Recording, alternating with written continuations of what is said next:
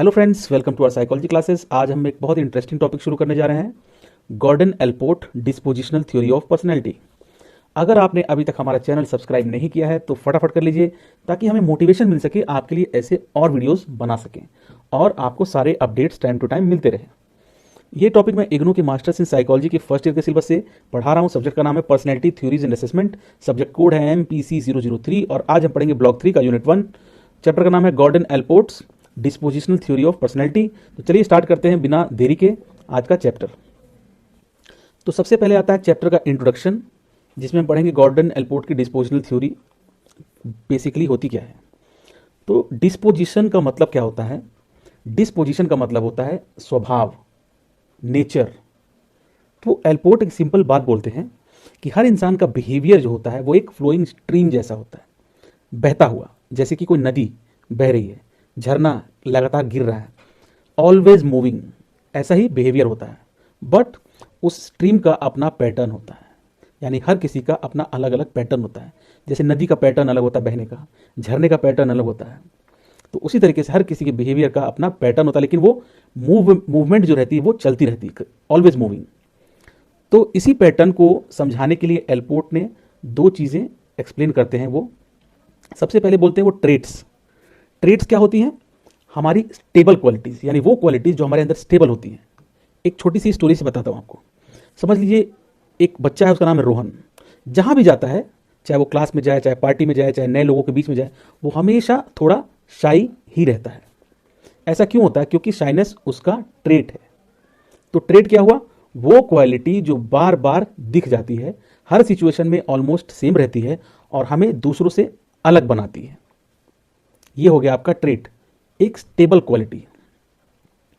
तो ट्रेट जो है एक तरह की परमानेंट आदत जैसी होती है, इसीलिए वो कांस्टेंट भी होती है, इसको कांस्टेंट भी बोलते हैं। उसके बाद आता है फंक्शनल ऑटोनॉमी, यानी बिहेवियर का रीजन जो है इसमें बदल जाता है। इसको भी एक स्टोरी से समझते हैं। एक लड़की है नेहा, जो डॉक्टर के कहने पर एक्सरसाइज शुरू करती है, लेकिन कुछ हफ्तों के बाद उसे एक्सरसाइज करना अच्छा लगने लगता है। अब वो डॉक्टर के प्रेशर से नहीं, अपनी खुशी से एक्सरसाइज करती है। ये है फंक्शनल ऑटोनॉमी, मतलब बिहेवियर वही है पर उसका रीज़न नया हो चुका है। पहले मजबूरी थी, अब जो है उसमें उसको मीनिंग मिल चुका है। तो एलपोर्ट का मेन मैसेज क्या है? हमारी पर्सनैलिटी को समझाने के लिए उन्होंने बताया ट्रेट्स बताते हैं कि हम कैसे होते हैं, और फंक्शनल ऑटोनॉमी बताता है कि हम आज क्यों ऐसा बिहेव कर रहे हैं। अब देखते हैं एलपोर्ट्स डेफिनेशन ऑफ पर्सनैलिटी। तो गॉर्डन एलपोर्ट कहते हैं कि पर्सनैलिटी एक डायनेमिक ऑर्गेनाइजेशन है। डायनेमिक मतलब ये हमारे अंदर कॉन्टिन्यूसली ग्रो होती रहती है, चेंज होती रहती है। डायनेमिक का मतलब होता है जो चेंज होता रहे, बढ़ता रहे, बदलता रहे, और फिर भी एक ऑर्गेनाइज्ड सिस्टम बनी रहती है। तो ये क्या कहते हैं कि पर्सनैलिटी जो है वो कंटिन्यूसली ग्रो होती रहती है, चेंज होती रहती है, और फिर भी एक ऑर्गेनाइज्ड सिस्टम में बनी रहती है। ये कभी रैंडम या स्कैटर्ड नहीं होती है, बिखरती नहीं है, रैंडम नहीं होती। एलपोर्ट के अकॉर्डिंग हमारी पर्सनैलिटी माइंड और बॉडी दोनों मिलकर बनाते हैं। इसी को वो साइको फिजिकल सिस्टम बोलते हैं। साइको फिजिकल सिस्टम, ये टर्म जो है बोलने में टफ लग सकता है, आपको सुनने में भी टफ लग सकता है, पर मीनिंग बहुत सिंपल है। साइको फिजिकल मतलब हम कैसे सोचते हैं, साइको मतलब माइंड, और फिजिकल मतलब बॉडी, हम कैसे रिएक्ट करते हैं, कैसे सोचते हैं और कैसे रिएक्ट करते हैं, दोनों मिलकर ही हमारी पर्सनैलिटी का स्ट्रक्चर बनाते हैं। इसी को कहते हैं साइको फिजिकल सिस्टम। एलपोर्ट का सेकंड जो मेजर आइडिया था कि हर इंसान अपने ट्रेड्स की वजह से यूनिक होता है। इस दुनिया में कोई दो लोग बिल्कुल एक जैसे बिहेवियर नहीं दिखाते, क्योंकि हर इंसान का सोचने का तरीका, फील करने का तरीका और रिस्पॉन्ड करने का तरीका अलग होता है। ये जो यूनिकनेस है पर्सनैलिटी को इंटरेस्टिंग बनाती है। तो एलपोर्ट कहते हैं कि पर्सनैलिटी कोई एब्स्ट्रैक्ट कॉन्सेप्ट नहीं है, ये हमारे हर काम में, हर बात में, हर रिएक्शन में क्लियरली दिखाई देती है। एब्स्ट्रैक्ट कॉन्सेप्ट नहीं है, मतलब एब्स्ट्रैक्ट मतलब ऐसी चीज़ जो समझ में ना आए, लेकिन पर्सनैलिटी ऐसी नहीं है, वो हम समझ सकते हैं देख के, क्योंकि वो हमारे हर काम में दिखती है। आप कैसे बोलते हो, कैसे डिसीजन लेते हो, कैसे लोगों के साथ बिहेव करते हो, सब पर्सनैलिटी का रिफ्लेक्शन है। तो इसके साथ ही एलपोर्ट ने कैरेक्टर और टेम्परामेंट में डिफरेंस भी समझाया। कैरेक्टर और टेम्परामेंट, आपने अक्सर ये दो वर्ड्स सुने होंगे। तो कैरेक्टर का मतलब होता है मॉरल जजमेंट। जैसे किसी को आप बोलते हैं ये अच्छा लड़का है या इसका बिहेवियर बुरा है, इस तरीके से आपने बोलते, खुद भी बोलते होंगे और दूसरों को भी बोलते सुना होगा। तो ये सोसाइटी डिसाइड करती है और ये सीखा भी जा सकता है, क्योंकि अच्छाई बुराई ये सब कुछ एक मॉरल जजमेंट होता है। जिस सोसाइटी में आप रहते हैं उस सोसाइटी के हिसाब से आप ये चीज़ें बोलते हैं। ठीक है। तो टेम्परामेंट क्या होता है? टेम्परामेंट जो होता है ज़्यादा बायोलॉजिकल होता है। कुछ लोग नेचुरली काम होते हैं, कुछ नेचुरली एंग्शियस होते हैं, कुछ एनर्जेटिक होते हैं, कुछ धीरे धीरे स्लो पेस्ड होते हैं। ये सब बॉर्न विथ टेंडेंसीज होते हैं, मतलब ये बाय बर्थ इनके अंदर ये क्वालिटीज़ होती हैं। जैसे आप बाय बर्थ कुछ क्वालिटी लेके आप चल रहे हो सकता है बाय बर्थ जो है बहुत ही शांत टाइप के इंसान हो, लेकिन आपका भाई बहुत ही एनर्जेटिक हो। तो ये सब चीज़ें बाय बर्थ होती है, उसको बोलते हैं टेम्परामेंट। टेम्परामेंट बाय बर्थ जो आपके फीचर्स हैं। तो एल्पोर्ट कहते हैं कि कैरेक्टर बदल सकता है लेकिन टेम्परामेंट मोस्टली स्टेबल रहता है। ये है पर्सनैलिटी जो एल्पोर्ट ने डिफाइन किया। अब इसमें concept of traits and personal dispositions, इसके बारे में बात करते हैं। तो एल्पोर्ट के अकॉर्डिंग ट्रेड्स आपको समझ में आ गया होगा, वो क्वालिटीज़ जो बदलती नहीं है आसानी से, जो कांस्टेंट होती है किसी इंसान के अंदर। तो एल्पोर्ट के अकॉर्डिंग ट्रेड्स पर्सनैलिटी का सबसे बेसिक और रियल बिल्डिंग ब्लॉक है। वो कहते हैं कि ट्रेड को इमेजिनरी या टेक्स्ट बुक वर्ड नहीं है, बल्कि हमारे अंदर का एक असली पार्ट होता है। माइंड और बॉडी दोनों मिलकर इसे क्रिएट करते हैं। ट्रेड का सिंपल मतलब होता है एक कंसिस्टेंट तरीका जिसमें हम बिहेव करते हैं। जैसे अगर कोई इंसान है नेचुरली शाई है, तो वो सिर्फ क्लासरूम में नहीं, चाहे वो कैफेटेरिया में हो, बर्थडे पार्टी में हो, ग्रुप मीटिंग में हो, हर जगह ऑलमोस्ट सिमिलर बिहेवियर दिखाएगा। इसी वजह से ट्रेड्स सिचुएशन को एक जैसा बना देते हैं।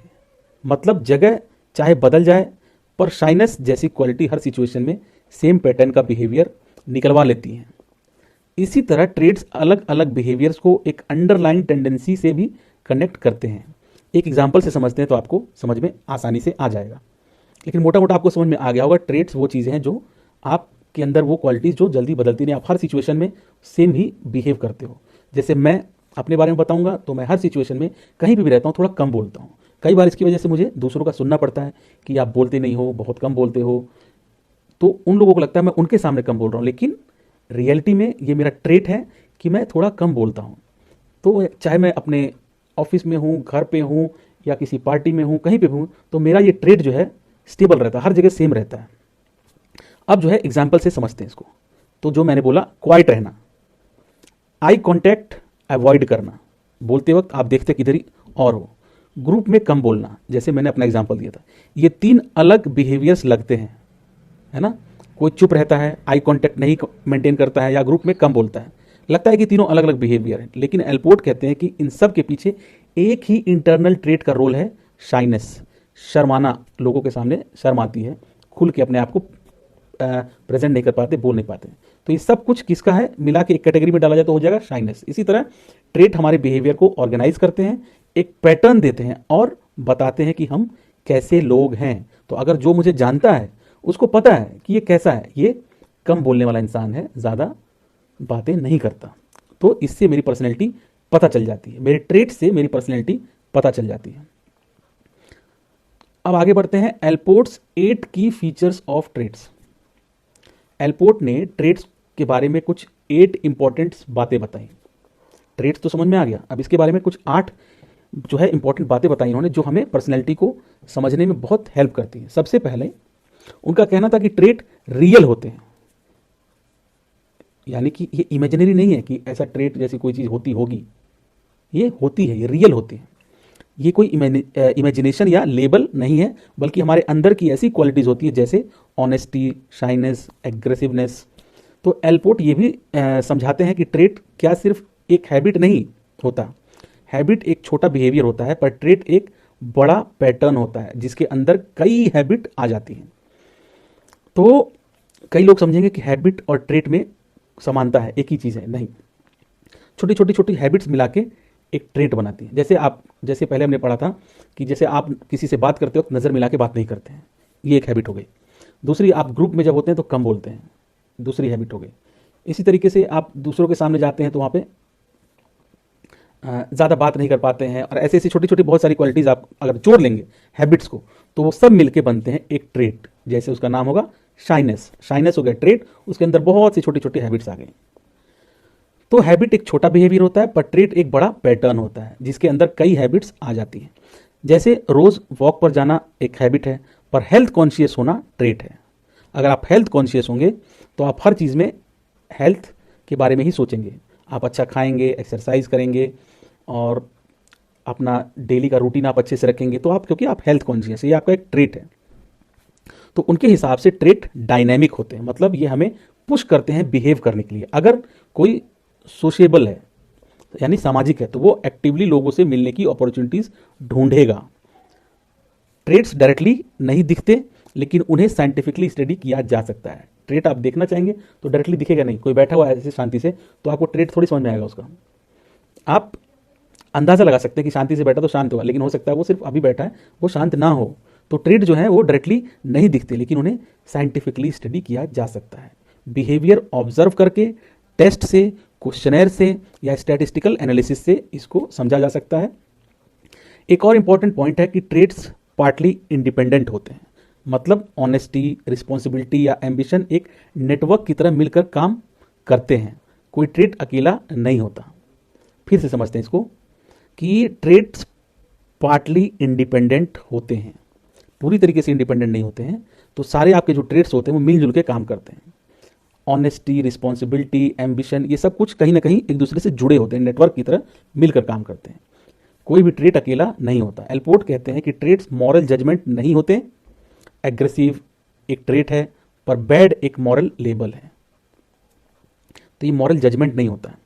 ट्रेट्स को हम दो तरह से स्टडी कर सकते हैं। एक पर्सन के अंदर देखकर कि ट्रेट उसकी लाइफ को कैसे शेप करता है, और दूसरा लोगों के ग्रुप में कंपेयर करके कि किस लेवल पर शाइनेस या कॉन्फिडेंस जैसे ट्रेट वेरी करते हैं।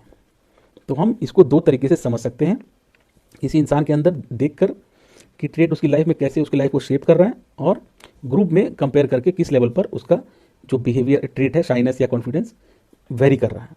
और फाइनली एल्पोर्ट बोलते हैं कि कभी कभी इनकंसिस्टेंट बिहेवियर दिखे, जैसे शाई पर्सन कभी बोल्ड हो जाते हैं। जैसे आप जो है अपने दोस्तों के बीच में खूब बातें करते हैं, खूब बोल्ड हो जाते हैं, लेकिन जब अनजान लोगों के पास जाते हैं तो बिल्कुल शाई हो जाते हैं, ऐसा भी देखने को मिलता है। तब भी ट्रेट कैंसिल नहीं होता। आपका जो मेजर जो ट्रेट है शाइनेस, वो कैंसिल नहीं होता, क्योंकि सिचुएशन बिहेवियर को चेंज कर सकती है, पर ट्रेट फिर भी अंदर एग्जिस्ट करता रहता है।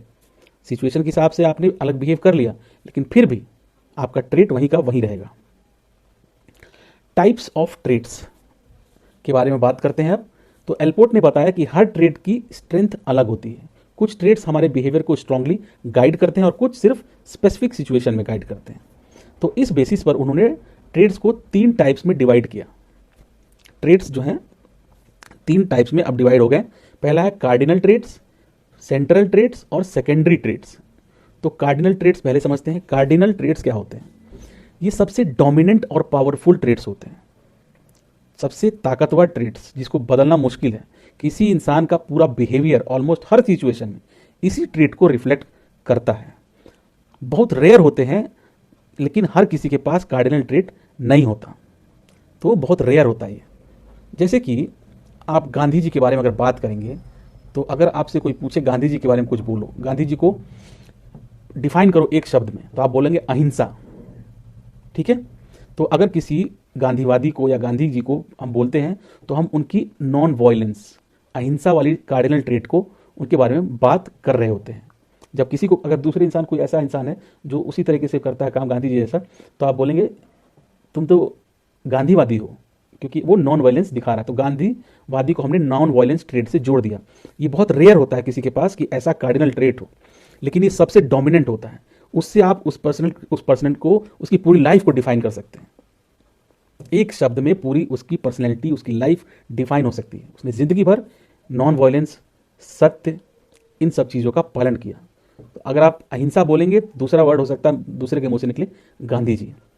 तो सिंपल वर्ड्स में कार्डिनल ट्रेट एक ऐसी क्वालिटी जो पर्सन को पूरा डिफाइन कर देती है, ये है कार्डिनल ट्रेट्स। सेंट्रल ट्रेट्स क्या होते हैं? ये जनरल और नोटिसेबल ट्रेट्स होते हैं। पर्सनैलिटी का बेसिक फाउंडेशन इन्हीं ट्रेड्स से बनता है। कार्डिनल ट्रेड्स जितने डोमिनेटिंग नहीं होते ये चीज़, पर लोगों को डिस्क्राइब करने के लिए सबसे पहले यही ट्रेड्स यूज़ होते हैं।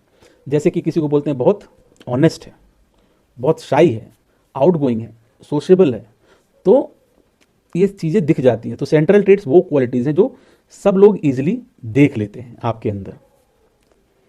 सेकेंडरी ट्रेड्स क्या होते हैं? ये सिचुएशनल और लेस कंसिस्टेंट ट्रेड होते हैं, बार बार देखने को नहीं मिलते और सिचुएशनल होते हैं, सिचुएशन में आते हैं। जैसे हर टाइम नहीं दिखते, सिर्फ कुछ स्पेशल सिचुएशन में अपीयर होते हैं। इन्हें जानने के लिए आपको जो इंसान को क्लोजली आपको जानना पड़ेगा, तब आपको ये दिखता है। जैसे कि किसी इंसान का फूड प्रेफरेंस, किसी को तीखा नहीं पसंद है, किसी को मीठा पसंद है, उसे किस तरीके का म्यूजिक पसंद है, क्या चीज़ उसे अच्छी लगती है, क्या चीज़ उसे अच्छी नहीं लगती है, ये तो आप किसी इंसान का तभी जान पाएंगे जब उसके आप बहुत करीब हो। तो ऐसे ट्रेड्स को कहते हैं सेकेंडरी ट्रेड्स। ये सिचुएशनल होती हैं और लेस कंसिस्टेंट ट्रेड्स होती हैं। तो छोटी कंटेक्स्ट बेस्ड हैबिट्स और प्रेफरेंसेस, ये होते हैं सेकेंडरी ट्रेड्स। उसके बाद बात करते हैं common traits versus individual traits. तो एलपोर्ट के अकॉर्डिंग ट्रेड्स दो कैटेगरीज में समझे जा सकते हैं। कॉमन ट्रेड्स जो कल्चर के बहुत सारे लोग शेयर करते हैं, एक ही कल्चर के बहुत सारे लोग जो शेयर करते हैं, वो कॉमन ट्रेड्स हो गए। इंडिविजुअल ट्रेड्स जो हर इंसान को यूनिक बनाते हैं।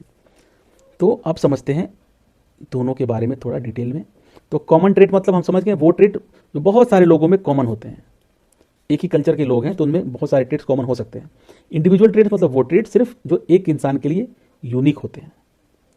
तो कॉमन ट्रेड्स को और क्या बोलते हैं? नोमोथेटिक ट्रेड्स या डायमेंशनल ट्रेड्स। फिर से बोलता हूं, कॉमन ट्रेड्स को क्या बोलते हैं? नोमोथेटिक ट्रेड्स या फिर डायमेंशनल ट्रेड्स। इसी तरीके से इंडिविजुअल ट्रेड्स को और क्या बोलते हैं? पर्सनल डिस्पोजिशंस या मॉर्फोलॉजिकल ट्रेड्स। ठीक है, अब इनका नेचर कैसा होता है? कॉमन ट्रेड्स होते हैं वो जनरल होते हैं और ग्रुप्स के अक्रॉस मेजर किए जाते हैं। एक ग्रुप बहुत सारे लोगों के साथ वो मेजर किए जा सकते हैं। इंडिविजुअल ट्रेड्स कंप्लीटली यूनिक होते हैं, हर इंसान का कॉम्बिनेशन अलग होता है। कंपैरिजन पॉसिबिलिटी, इनकी कंपैरिजन देखते हैं। कॉमन ट्रेड्स, इनके बेसिस पर लोगों को कंपेयर किया जा सकता है। कौन ज़्यादा एंग्शियस है ये चीज़ पता लगाई जा सकती है। इंडिविजुअल ट्रेड्स कंपैरिजन इसमें पॉसिबल नहीं होता क्योंकि ये इंडिविजुअल लेवल पे होता है, पर्सन स्पेसिफिक पैटर्न होता है। कॉमन ट्रेड में लेकिन किया जा सकता है, दो ग्रुप बना दिया जाए तो इसमें पता लगाया सकता है कौन सा ज़्यादा एंग्शियस है। तो कॉमन ट्रेड्स के एग्जाम्पल क्या हो गए? जैसे एंग्जाइटी सब लोगों में कॉमन होती है, वैल्यू सिस्टम, सोशल एटीट्यूड, ये सब लोगों में कॉमन होता है। इंडिविजुअल ट्रेड्स क्या हो सकते हैं? जैसे किसी का पर्सनल गोल है, वो हर किसी का पर्सनल होगा। प्राइवेट आपका मोटिव होता है, किस मोटिवेशन से आप मूव कर रहे हैं, काम कर रहे हैं। यूनिक हैबिट्स, ये सब इंडिविजुअल ट्रेड्स हैं।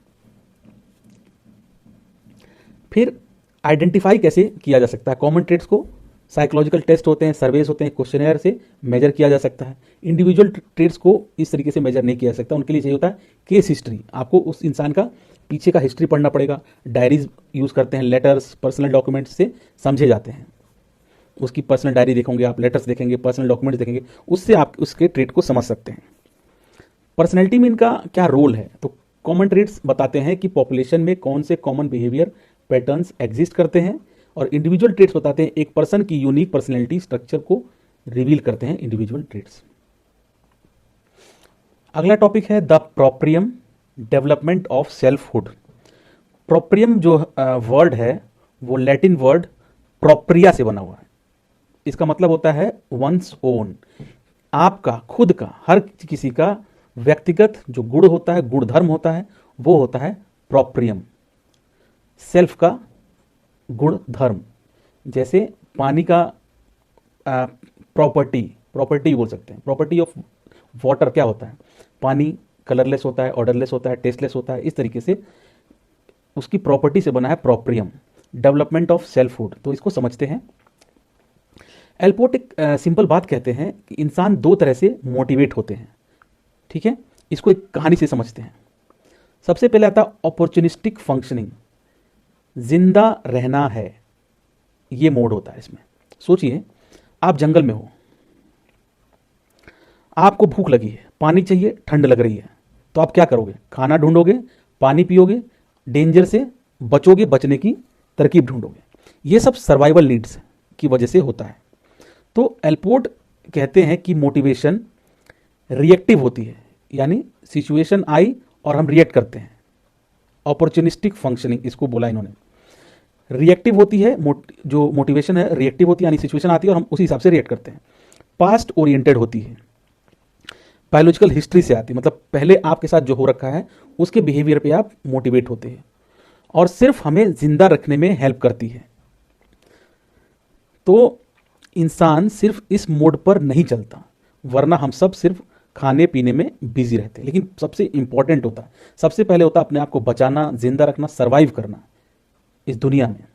तो ये अपॉर्चुनिस्टिक फंक्शनिंग इन्होंने इसको बोला, जिससे इंसान मोटिवेट होता है। सबसे पहले जिंदा रहेगा, खाएगा, पिएगा, सुरक्षित रहेगा, तभी तो वो दूसरी चीज़ें कर पाएगा, लाइफ में आगे बढ़ना और बाकी दुनिया और के सपने पूरे करना। तो सबसे पहले गया अपॉर्चुनिस्टिक फंक्शनिंग, जिंदा रहना। इस मोड में बहुत सारे लोग रहते हैं और इसी से उनको मोटिवेशन मिलता है।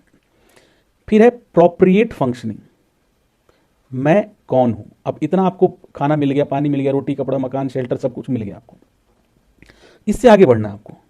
अब एक और सीन हम लोग सोचते हैं, आप एक पेंटिंग बना रहे हो, कोई बोले क्यों बना रहे हो, और आप खुद बोल पड़ो क्योंकि मैं पेंटर हूं, मैं ऐसा ही, मुझे अच्छा लगता है ये करना। बस यही है प्रोप्रिएट फंक्शनिंग। तो एलपोर्ट कहते हैं ये ट्रू मोटिवेशन है जो ह्यूमन बिहेवियर को ड्राइव करती है। ये फ्यूचर ओरिएंटेड होती है, हम गोल्स बनाते हैं इसको लेके। ये प्रोएक्टिव होती है, हम खुद से एक्शन लेते हैं। अब पिछले वाले में क्या था, हम क्या करते हैं, भूख लगी तो खाना ढूंढते हैं, डेंजर दिखा तो हम अपने आप को बचाने की कोशिश करते हैं, प्यास लगी तो पानी ढूंढते हैं, ठीक है। तो उसमें कुछ होता था तब हम रिएक्ट करते थे, ये चीज़ें हम, लेकिन प्रोप्रिएट फंक्शनिंग में हम क्या करते हैं, ये हम खुद से करते हैं, प्रोएक्टिवली करते हैं। तो सबसे इंपॉर्टेंट बात क्या है, ये रिफ्लेक्ट करती है हमारी खुद को कि हम क्या हैं, हमारी आइडेंटिटी को, हमारे वैल्यूज़ को। तो प्रोप्रिएट फंक्शनिंग बताती है मैं कौन हूं। प्रोप्रियम मतलब होता है आवर सेल्फ, हम खुद। तो एलपोर्ट ने सेल्फ के लिए साइंटिफिक वर्ड यूज किया प्रोप्रियम। आप सेल्फ बोलिए चाहे प्रोप्रियम बोलिए, एक ही बात है। जब हम कोई काम करते हैं क्योंकि वो हमारी आइडेंटिटी का पार्ट है, तो एलपोर्ट कहते हैं कि हम प्रोप्रिएट फंक्शनिंग कर रहे हैं। बाद में लोगों ने प्रोप्रियम शब्द का यूज किया और सेल्फ ज्यादा कॉमन हो गया। तो एक लाइन में अगर इसको याद रखना हो तो प्रोप्रिएट फंक्शनिंग मतलब जब इंसान कोई काम करता है, क्यों, क्योंकि वो फील करता है कि this is who I am. आप म्यूजिक करते हो या फिर ट्रेवल करने जाते हो या फिर पेंटिंग करते हो या पढ़ाई करते हो, रीडिंग करते हो, कुछ भी करते हो, कोई बोल नहीं रहा आपको करने को, आपके अंदर से वो चीज़ आ रही है क्योंकि आप हो ही वही हो आप।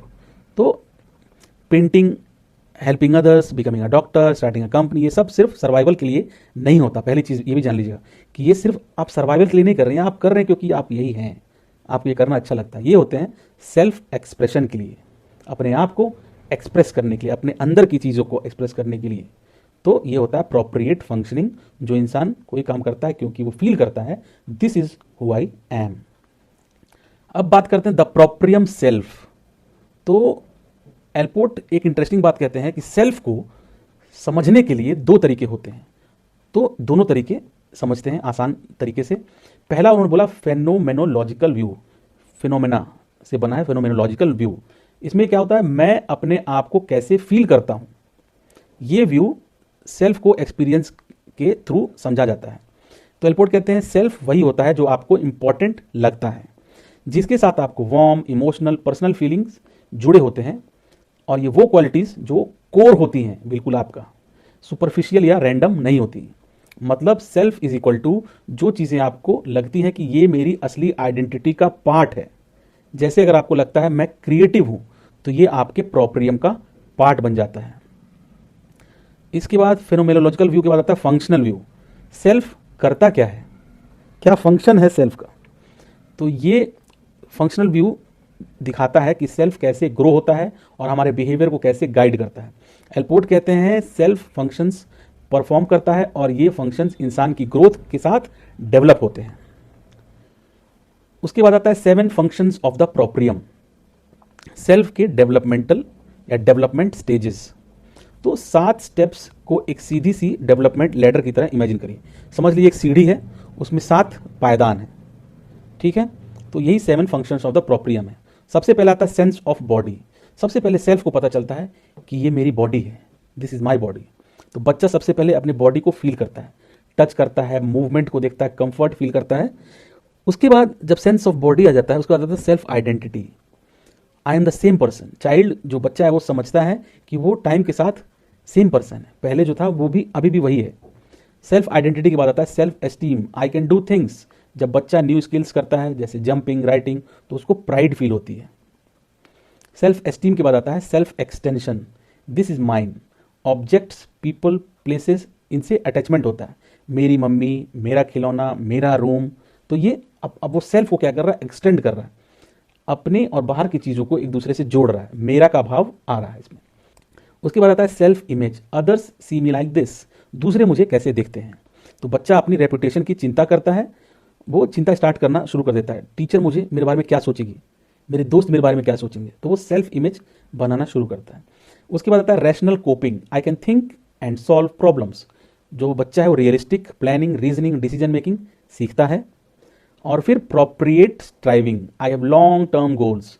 एडल्ट स्टेज में आता है जब इंसान अपने future goals, purpose, direction set करता है। जैसे कि मैं साइकोलॉजिस्ट बनूंगा, मुझे मीनिंगफुल लाइफ चाहिए, तो अब वो लंबे समय के अपने गोल्स को पूरा करता है, बनाता है। तो ये हो गया 7वां स्टेज, प्रोप्रिएट स्ट्राइविंग। अपने आप को पाने की, ढूंढने की, अपने गोल को अचीव करने की भूख। उसके बाद आता है फंक्शनल ऑटोनॉमी। तो फंक्शनल ऑटोनॉमी के बारे में समझते हैं कि एलपोर्ट क्या बोलते हैं। बेसिक आइडिया क्या है, आज का रीजन अलग होता है कल के रीजन से। ये है फंक्शनल ऑटोनॉमी। तो फंक्शनल ऑटोनॉमी का मतलब है आज हम जो काम करते हैं उसके रीजंस वो नहीं होते जिन रीजन से हमें पहले स्टार्ट करवाया था। समझ में आया?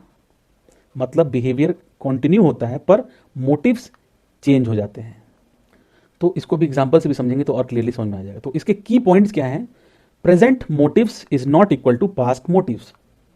तो आज जो मेरा मोटिव है वो मेरे पिछले मोटिव, मतलब पास्ट में जो मेरा मोटिव था वैसा नहीं, आज मेरा मोटिव बदल चुका है। Adult behaviour mostly self driven होता है और चाइल्डहुड के रीजंस या एक्सटर्नल प्रेशर पे डिपेंड नहीं होता। ठीक है, तो एडल्ट बिहेवियर जो होता है वो सेल्फ ड्रिवन होता है और चाइल्डहुड के रीजंस, बचपन के रीजंस या एक्सटर्नल प्रेशर पे डिपेंड नहीं होता। जो काम पहले मजबूरी से शुरू किया था वो बाद में इंटरेस्ट बन सकता है। और जब तक कोई काम मजबूरी में किया जाता है तब तक उसमें आपको मज़ा नहीं आएगा, सक्सेस नहीं मिलेगा।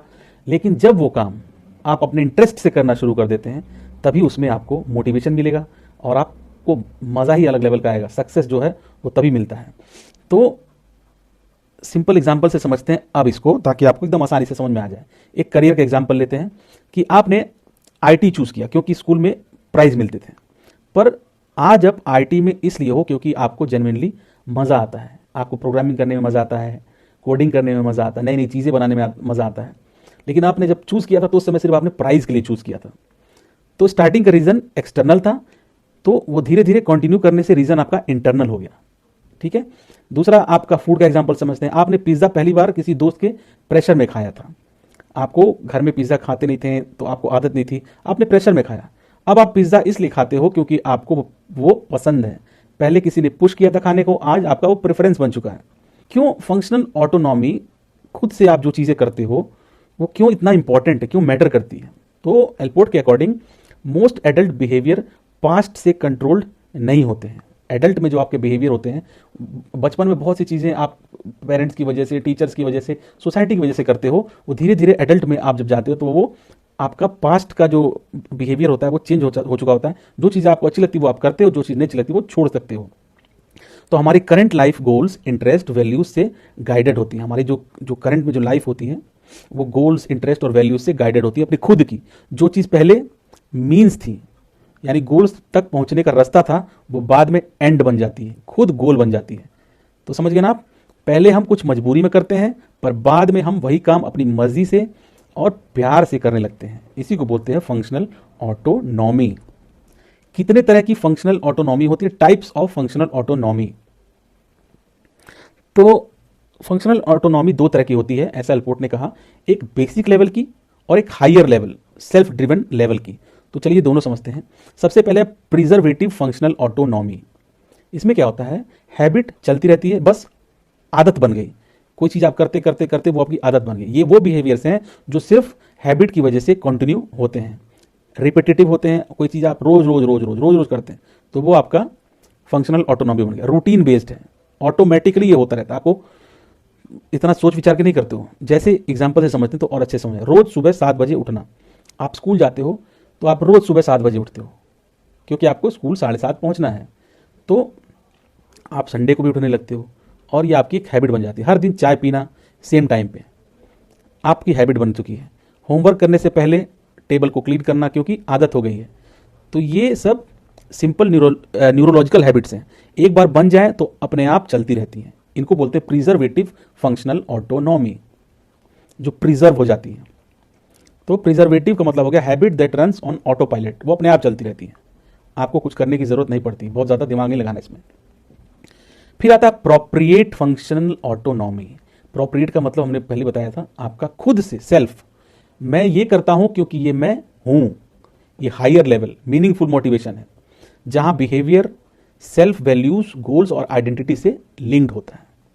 इसमें इंसान अपने इंटरेस्ट फॉलो करता है, लॉन्ग टर्म गोल्स बनाता है, पर्पस के साथ काम करता है। अब इसका एग्जाम्पल समझते हैं। जैसे करियर चूज करना क्योंकि आप वो चीज़ करना चाहते हो, you truly love that field. Life goals set करना, रिस्पॉन्सिबिलिटी निभाने के लिए हार्डवर्क करना, teaching because you find meaning in helping student. जैसे मैं अपने यूट्यूब चैनल पे क्या करता हूँ, आपके लिए कंटेंट तैयार करता हूँ ताकि मैं, क्योंकि ये सब चीज़ें मैंने खुद भी फेस की है। क्योंकि जब मैं साइकोलॉजी पढ़ रहा था उस समय मेरे पास ज़्यादा मटेरियल्स नहीं थे और मुझे ऐसा लगता था कोई मुझे हेल्प कर दे, कोई मुझे समझा दे इन टॉपिक्स को डिटेल में एग्जाम्पल्स के साथ, तो मुझे भी समझ में आ जाए। जब मैंने वो प्रॉब्लम फेस की तो मुझे लगा कि ऐसे बहुत सारे स्टूडेंट्स होंगे जिनको ये सेम प्रॉब्लम आती होगी। तो मेरे अंदर से ये चीज़ आई कि मैं उन चीज़ों को पढ़ाऊँगा, लोगों को बताऊँगा इस तरीके से ताकि उन्हें हेल्प मिल सके, चीज़ें कॉन्सेप्ट अच्छे से समझ में आ जाए। तो ये क्या हो गया, मेरा प्रोप्रिएट फंक्शनल ऑटोनॉमी। ये मैं सोच विचार के, ये मेरे वैल्यूज़ हैं, मेरे गोल्स हैं, तो उस तरीके से मैं कर रहा हूँ। इसी तरीके से ये बिहेवियर आपके रियल सेल्फ को एक्सप्रेस करते हैं। मुझे एक खुशी मिलती है अंदर से ये करने में। तो प्रोप्रिएट का मतलब क्या हो गया, motivated by identity, values, purpose. ठीक, अब आता है द मैच्योर पर्सनैलिटी। तो एलपोर्ट ने 1961 में इसके बारे में बात की। तो एलपोर्ट के अकॉर्डिंग मैच्योरिटी कोई एक दिन में नहीं आती, ये हम सबको पता है, ये लाइफ लॉन्ग प्रोसेस है। इमेच्योर बिहेवियर वो होता है जो बचपन के अनकॉन्शियस मोटिव से चलता है, आप बिना जाने चीजें करते रहते हैं। और मैच्योर बिहेवियर वो होता है जो कॉन्शियसली आप सोच विचार के करते हैं, सेल्फ डायरेक्टेड और सेंसिबल मोटिव से गाइडेड होता है। अब एक एक करके मैच्योर पर्सनैलिटी की 6 क्वालिटीज को समझते हैं। तो सबसे पहला था एक्सटेंडेड सेंस ऑफ सेल्फ, मेरी दुनिया बड़ी है। जो मैच्योर इंसान होता है अपनी लाइफ के मल्टीपल एरियाज में इन्वॉल्व होता है, काम करता है, फैमिली संभालता है, रिलेशनशिप्स देखता है, कम्युनिटी, अपने आसपास के लोगों को, हॉबीज, सोशल इशूज, ये सारी चीजें वो करता है। इमेच्योर पर्सन सिर्फ मेरा, मुझे, इनके बारे में सोचता है। मैच्योर लोग अपने सर्कल ऑफ कंसर्न को एक्सपेंड करते हैं, वो मेरा तक सीमित नहीं रहते हैं, एक्सटेंडेड सेल्फ हो जाता है उनका। दूसरा है वार्म सोशल रिलेशंस, मैं लोगों को समझता हूं एंड वैल्यू करता हूं। इसमें 2 पार्ट्स होते हैं वार्म सोशल रिलेशंस में, इंटीमेसी और कंपैशन। इंटीमेसी मतलब क्लोज रिलेशंस में प्यार, ट्रस्ट, डेप्थ, जैसे फैमिली और जेन्युइन फ्रेंडशिप मेंटेन करना। कंपैशन मतलब डिफरेंसेस एक्सेप्ट करना, आप में और आप जिनके साथ रह रहे हो, जैसे आपके ऑफिस में कुछ लोग हैं, उनके आपके डिफरेंसेस हैं, लेकिन फिर भी आप उनके डिफरेंसेस को एक्सेप्ट करते हो, ठीक है, कोई बात नहीं। टॉलरेंस, आपके अंदर एक टॉलरेट करने की क्षमता, इंपैथी आती है, दूसरों को आप अपने ही नज़रिए से देख पाते हो, जिस तरीके से आप अपने आप को उसकी जगह पर रख के सोच सकते हो। हर इंसान को रिस्पेक्ट देना, ये सब कंपैशन है। तो वार्म सोशल रिलेशंस बनते हैं इंटीमेसी से और कंपैशन से। तो मैच्योर लोग नैरो माइंडेड नहीं होते, वो लोगों को डिग्निटी देते हैं। थर्ड है emotional security and self acceptance, मैं अपने इमोशंस को हैंडल कर सकता हूं। तो जो मैच्योर पर्सन होता है अपने स्ट्रेंथ्स और वीकनेस एक्सेप्ट करता है, फ्रस्ट्रेशंस टॉलरेट कर सकता है, गुस्सा, गिल्ट, सैडनेस को हेल्दी तरीके से मैनेज करता है और दूसरों को हर्ट नहीं करता है। तो इमेच्योर लोग जो छोटी बात पर टूट जाते हैं, मैच्योर लोग समझते हैं कि इमोशंस को बैलेंस करना जरूरी है। फोर्थ है रियलिस्टिक परसेप्शन एंड स्किल्स, मैं रियलिटी को जैसा है वैसे देखता हूं।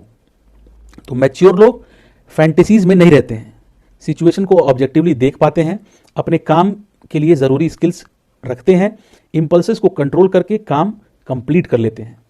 जैसे कि day dreaming is different from planning. Mature लोग प्लानिंग करते हैं, इमैच्योर लोग डे ड्रीमिंग, सोचते रहते हैं करेंगे करेंगे करेंगे। तो ये हो गया रियलिस्टिक परसेप्शन एंड स्किल्स। तो ये लोग थोड़े रियलिस्टिक होते हैं मैच्योर लोग। सेल्फ इंसाइट एंड ह्यूमर, मैं अपने आप को समझता हूं, ये होता है सेल्फ इंसाइट का मतलब। अपनी स्ट्रेंथ और वीकनेस पे क्लैरिटी होना, ईगो नहीं होता ऐसे लोगों में, अपने मिस्टेक को एक्सेप्ट कर लेते हैं, और सबसे इंपॉर्टेंट हेल्दी ह्यूमर होता है, अपने ऊपर हंस सकते हैं पर सेल्फ रिस्पेक्ट लूज नहीं करते हैं, दूसरों को इंसल्ट करके फनी नहीं बनाते हैं या फिर फनी बनने की कोशिश नहीं करते ये लोग। तो मैच्योर लोग अपने फ्लॉज को देखकर मुस्कुराते हैं, शर्माते नहीं। सिक्स्थ है यूनिफाइंग फिलोसफी ऑफ लाइफ, मेरी लाइफ का डायरेक्शन क्लियर है, इसका मतलब होता है। तो मैच्योर जो लोग होते हैं वो क्लियर वैल्यूज, लाइफ का पर्पस, लॉन्ग टर्म गोल्स, एक गाइडिंग फिलोसफी, ये फिलोसफी उनकी लाइफ को मीनिंग, कोहेरेंस और डायरेक्शन देती है। तो जिस इंसान को पता है वो क्यों जी रहा है, वो लाइफ में कभी लॉस्ट नहीं होता। एक एप्लीकेशन देखते हैं द स्टडी ऑफ वैल्यूज की। तो एल्पोर्ट कहते हैं कि एक मैच्योर पर्सन की लाइफ का मेन फाउंडेशन होता है वैल्यूज, यानी कि लाइफ में क्या चीज सच में इंपॉर्टेंट लगती है। तो वैल्यूज को समझाने के लिए एल्पोर्ट ने एड्यूआर्ड स्प्रेंगर के आइडियाज से इंस्पायर्ड एक टेस्ट बनाया। एड्यूआर्ड स्प्रेंगर के आइडियाज से इंस्पायर होकर टेस्ट बनाया। क्या टेस्ट बनाया? द स्टडी ऑफ वैल्यूज, जिसमें ये इस टेस्ट में देखा जाता है कि इंसान किन चीजों को ज्यादा वैल्यू देता है। तो स्प्रेंगर ने 6 वैल्यू टाइप्स आइडेंटिफाई किए और एल्पोर्ट बोलते हैं कि हर इंसान इनका यूनिक मिक्स होता है। तो चलिए जो 6 वैल्यूज हैं इनको सिंपल तरीके से समझते हैं। तो 6 मेजर वैल्यू टाइप्स कौन कौन से होते हैं? स्प्रेंगर और एल्पोर्ट का ये मॉडल है, दोनों का मिक्स मॉडल है। तो 6 मेजर वैल्यू टाइप्स हैं। थ्योरेटिकल वैल्यू, थ्योरेटिकल वैल्यू मतलब हो गया मुझे सच, लॉजिक और नॉलेज चाहिए, ये कहता है। तो ये fact based logical thinking, scientific approach होता है इसमें। Truth and learning are most important इसमें होता है। कॉमन इसमें करियर्स क्या क्या होते हैं? थ्योरेटिकल वैल्यू जिनके अंदर होता है साइंस, रिसर्च, फिलोसफी में, ये वो लोग हैं जो हर चीज का वाई पूछते रहते हैं। ये क्वेश्चन पूछ पूछ के बिल्कुल अंत तक जाना चाहते हैं, एनालिसिस करना चाहते हैं, तोड़ तोड़ के समझना चाहते हैं। तो ये थ्योरेटिकल वैल्यू वाले लोग होते हैं। हर चीज में पूछेंगे वाई वाई वाई, जब तक उनको लास्ट पॉइंट तक ना पहुंच जाए। ठीक है, तो इनको सच, लॉजिक और नॉलेज चाहिए होता है। थ्योरेटिकल वैल्यू के बाद आता है इकोनॉमिक वैल्यू, काम का होना चाहिए, प्रैक्टिकल, यूजफुल, प्रॉफिटेबल।